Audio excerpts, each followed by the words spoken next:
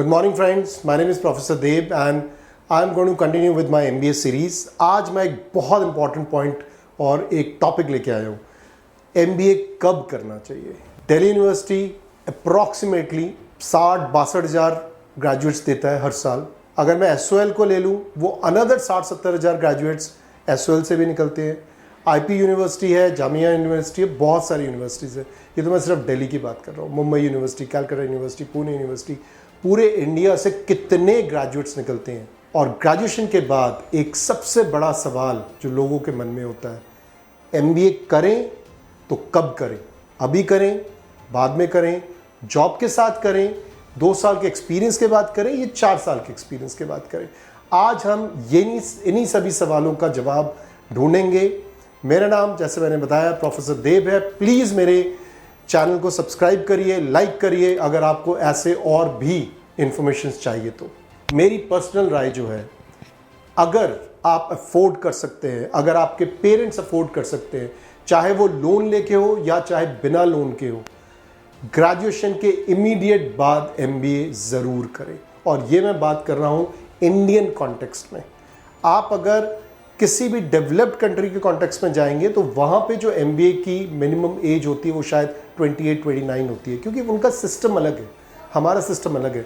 हमारे यहाँ पे जो MBA है वो एक बेसिक रिक्वायरमेंट है जॉब की. अगर आपको जॉब चाहिए, अच्छी जॉब चाहिए, कॉर्पोरेट में एंट्री चाहिए, आपको लाखों के पैकेजेस चाहिए, then you have to get this degree which is known as an MBA. हाँ, आप MBA करें, PGDM करें, वो एक अलग चीज़ है. PGDM के साथ अगर AIU है, NAC एक्रीडेटेड है, तो वो MBA के इक्विवेलेंट ही आ जाता है. हम इस पे एक अलग से वीडियो बना के डिस्कस करेंगे. आज जो मैं डिस्कस करना चाहता हूँ कि हमें MBA कब करना चाहिए. मेरे हिसाब से MBA हमें इमीडिएटली ग्रेजुएशन के बाद ही करना चाहिए. अब इसके कई फ़ायदे हैं. सबसे पहले जो फ़ायदा आता है, आप एक पढ़ाई के मोड में चल रहे हैं. जैसे ही आप ग्रेजुएशन करते हैं, आप अभी भी पढ़ाई के मोड में ही रहते हैं. आपके पेरेंट्स आपके ऊपर ज़्यादा प्रेशर नहीं डालते, आपको भी ज़्यादा प्रेशर लेने की ज़रूरत नहीं. आप बहुत फ्रेश हैं अपने सारे कंटेंट से. जो भी आपने पढ़ा है, फाइनेंस पढ़ा है या आपने BBA करा है, BCom करा है, साइंस करा है, इंजीनियरिंग करी, कुछ भी करिए, इमीडिएट आपको एक पर्सपेक्टिव मिल जाता है जो बिजनेस पर्सपेक्टिव है. हर किसी का सपना होता है कि कॉर्पोरेट वर्ल्ड में जाए, MNCs में जाए, इंडिया के बेस्ट ऑफ द कंपनीज में जॉब करे. अगर आपको ये कुछ भी आपका सपना है इनमें से, then MBA is must. Yes, I agree. You will find many of the people who would come and say कि अगर आपको किसी अच्छे कॉलेज से MBA नहीं मिल रहा तो आप वेट करो, 1-2 साल का एक्सपीरियंस लो और फिर MBA करो. आप प्लीज़ उनसे पूछना आपने कब MBA करा था, और उनका आंसर होगा ग्रेजुएशन के बाद. कई मेरे पास ऐसे स्टूडेंट्स आए हैं जो ये कहते हैं, सर हमने तो एक से पूछा था, वो खुद एक बहुत बड़े MBA इंस्टीट्यूट के पास आउट हैं और वो कह रहे हैं कि एक्सपीरियंस के बाद MBA करना चाहिए.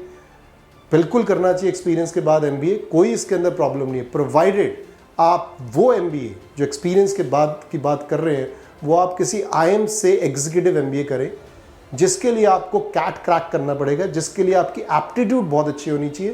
And please don't get me wrong, हर किसी के बस का नहीं है. मैं एक एवरेज स्टूडेंट की बात कर रहा हूँ. एक एवरेज स्टूडेंट जो शायद कैट 2 बार 3 बार 4 बार देने के बावजूद भी 50% में नहीं ला पाता, जो शायद मैट के अंदर 75-80% ला पाता है. ऐसे स्टूडेंट को मैं कभी भी रिकमेंड नहीं करूंगा कि वो MBA करने के लिए वेट करे, वो भी जॉब के बाद MBA करे. नहीं कर पाओगे. एक बार जैसे ही आप जॉब में आ जाते हो ना, आपको सैलरी मिलने लग जाती है. आप एक पर्टिकुलर सेट पैटर्न में लाइफ में आ जाते हैं. आपको हर महीने सैलरी चाहिए, आपके अपने खर्चे होते हैं, लोन्स होते हैं, घर वाले की एक्सपेक्टेशंस होती है, घर वाले आपकी शादी की तरफ देखने लग जाते हैं. ऐसे केस में आप नहीं कर पाओगे MBA. और होगा क्या, आपके से ये MBA ही दूर हो जाएगा. फिर आप ऑनलाइन MBA करने को जाओगे, वो भी गलत नहीं है, बट बेस्ट ये है कि आप इमीडिएटली अभी MBA करें जैसे ही आप ग्रेजुएशन कर जाते हैं. उसके जो फ़ायदे हैं उनको आप गिन सकते हो. सबसे पहला फ़ायदा ये है कि आपको बिजनेस नॉलेज मिलता है, जिसके कारण आपकी सैलरी बेटर होगी, आपको एक बहुत अच्छी जॉब मिल सकती है. You can start with a package of at least 8 to 10 lakhs अगर आप किसी भी डिसेंट कॉलेज से कर रहे हैं. मैं अब बेस्ट ऑफ द कॉलेजेस की बात ही नहीं कर रहा. एनी डिसेंट कॉलेज आप अपने शहर में आसपास देख लीजिए. आप अगर उस कॉलेज से भी MBA कर रहे हैं, आप डिसेंट स्टूडेंट है, कॉलेज डिसेंट है, you will get a package of anything between 8 to 12 lakh rupees for sure. However salaries are very subjective.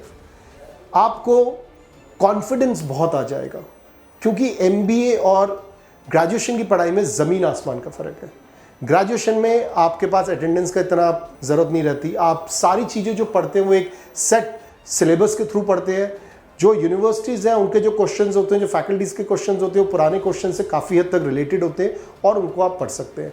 But जैसे ही हम बात MBA की करते हैं, ऐसा कुछ भी नहीं होता। MBA में तो टीचर्स जो होते हैं, जो अच्छे टीचर्स, अच्छे लेक्चरर्स, अच्छे प्रोफेसर्स होते हैं, वो तो काफ़ी हद तक चैलेंज कर देते हैं। ये क्वेश्चन है, आप इंटरनेट पे चले जाओ, बुक्स खोल लो, किसी टीचर से पूछ लो, कैसे भी करो, you go and solve this problem, because MBA is all about case studies. So जैसे ही आप बिजनेस नॉलेज की बात करते हैं, हमें केस स्टडीज के थ्रू बहुत बिजनेस नॉलेज आता है, क्योंकि MBA की पढ़ाई पूरी हद तक इन डेप्थ केस स्टडीज में होती है और प्लस आप बहुत कुछ पढ़ते हैं। साइंस बैकग्राउंड का स्टूडेंट ने कभी कॉमर्स नहीं करा, वो कैसे जाके बिजनेस एनवायरनमेंट में सेट होगा, नहीं हो पाएगा। कॉमर्स का जो बच्चा है उसको बहुत हद तक शायद वो मार्केटिंग की सोच रहा है, बट उससे फाइनेंस नहीं आता, HR नहीं आता, कैसे सेट होगा। सिंपल BBA करा हुआ एक स्टूडेंट है, उसको बिजनेस के बारे में पता ही नहीं है, कैसे सेट होगा कॉर्पोरेट वर्ल्ड में, नहीं हो सकता। और MBA एक ऐसी चीज़ है जो एक डॉक्टर भी करता है, CA भी करता है, आपका एक इंजीनियरिंग भी करेगा, BBA, BCom, BSc, MCA, हर कोई MBA करना चाहता है। रीज़न सिर्फ एक ही है, कॉर्पोरेट में एक अच्छी जॉब, क्योंकि आपको बिजनेस नॉलेज अच्छा मिलेगा, because you will be studying through case studies. Next important aspect of this, आपको बहुत बड़ा एक नेटवर्क मिलता है।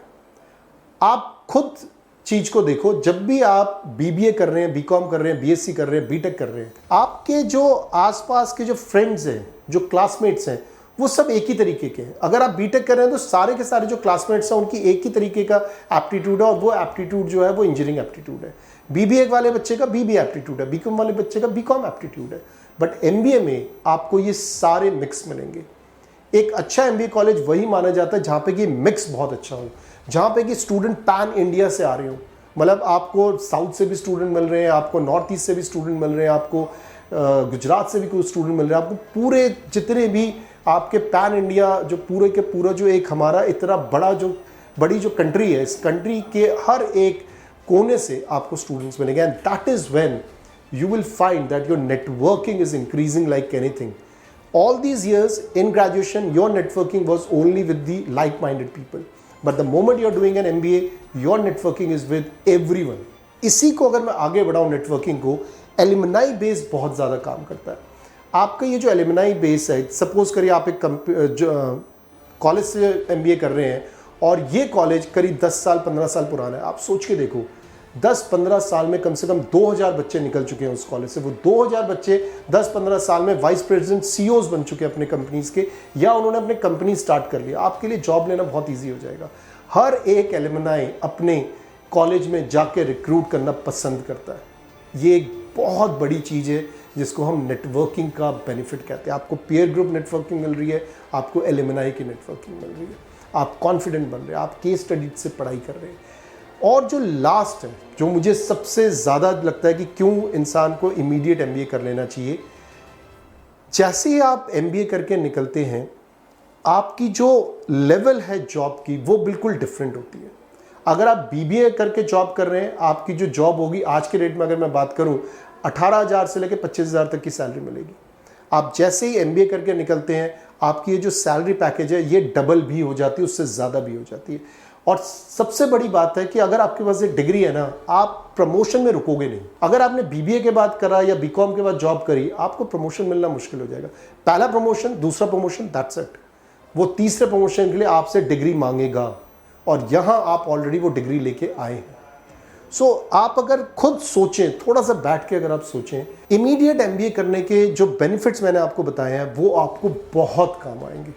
And believe me, go and speak to the people those who have done MBA immediately after the graduation, rather than going and talking to the people those who haven't, क्योंकि जिन्होंने नहीं करा वो आपको बता नहीं पाएंगे।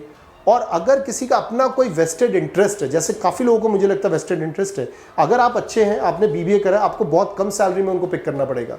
यही अगर वो MBA वालों को पिक करेंगे, आपसे 3 गुना ज़्यादा सैलरी दे रहे होंगे। वो कभी नहीं चाहेंगे कि आप इमीडिएट MBA करें, और वो आपको बोलते रहेंगे कि नहीं आप 2 साल के बाद करो, 3 साल के बाद करो, 4 साल के बाद करो। भैया नहीं कर पाओगे। आप अगर 5 लाख रुपए कमा रहे हो तो आप कैसे MBA करोगे? नहीं कर सकते। सो मैं ये मान के चलता हूँ, MBA अगर आपके पास मौका है, अपॉर्चुनिटी है, आपके पेरेंट्स अफोर्ड कर सकते हैं, लोन लेके अफोर्ड कर सकते हैं, please go and do MBA immediately after the graduation. That is what my take is. Thank you friends, मेरे इस वीडियो को सब्सक्राइब करें, लाइक करें, और अगर कुछ क्वेश्चंस हैं आप ज़रूर कमेंट सेक्शन में लिखिए, मैं ज़रूर वापस आऊँगा जवाब के साथ। Thank you.